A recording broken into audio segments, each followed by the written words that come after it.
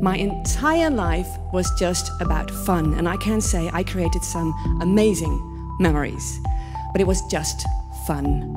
I wanted more, I wanted joy, I wanted to do something that would last, something that mattered. So I started working with students, and this was fantastic. For the first time in my life, people would come up to me and say, "Thank you, you've changed my life." And that was so valuable to me that I would do it for just a little bit of money if they wouldn't pay me enough. I would even do it for free, a lot. Until I reached a point where even a small financial setback could ruin me as an entrepreneur. And of course it did. In the middle of summer of 2016, when all schools are closed and I wouldn't have any income for another 2 months or so, I received 5 envelopes at the same time from the tax services, demanding that I pay for my glory days immediately. This cost me everything I had, all my savings, all the money that I had, and all I had left in an instant was just a few coins that I found between the cushions of the sofa and in my coat pockets and in my car, and €3.97 in the bank.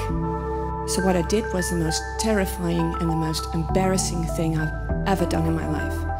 I decided to expose myself publicly as a failure. And I thought that the best place to start would be rock bottom. So I gave away my last bit of money, and then I had absolutely nothing, and then the only way was up. And I will share with you what I learned about life.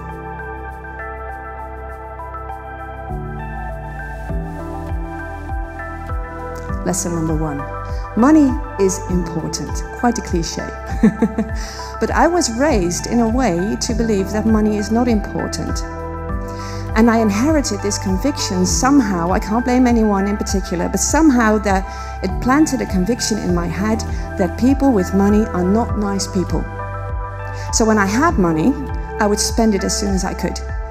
And I also learned that money doesn't make you a bad person. It just makes you more of who you are. So if you're a jerk with a lot of money, you're probably a jerk when you're broke as well. And if I would have more money, I would simply give more. But if I have to worry about money every day, all day, I can't even take care of myself, and I have nothing to give. Lesson number 2. Money equals time. As soon as we start working, we start exchanging time for money, which is a problem because we can always make more money, but we can never make more time. So I decided that it was time that I value my time.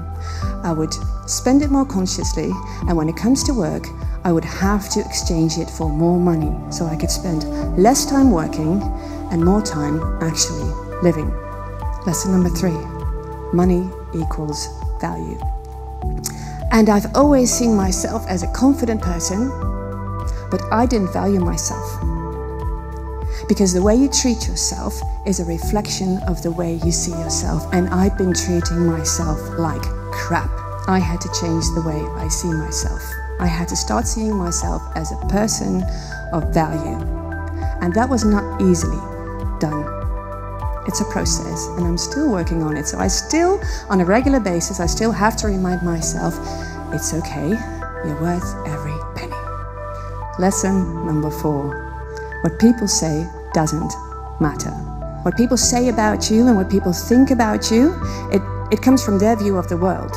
It's from their opinions and their values and their experiences, and maybe they're having a bad day or they're very insecure or unhappy. It has nothing to do with you. And the way other people treat you is not a reflection of who you are, it's a reflection of who they are.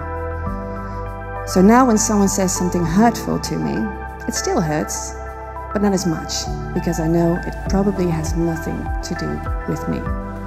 Lesson number 5. What people say matters. What people say matters most when people is you. Because the person with the most opinions about you, the person who talks to you the most, is you. And you tend to believe yourself, right? So be kind. To say to myself, you'll be okay. You can do this. And then whatever it took, I would do it. I freed my mind, and I made a decision that I was going to be successful in the direction of my purpose.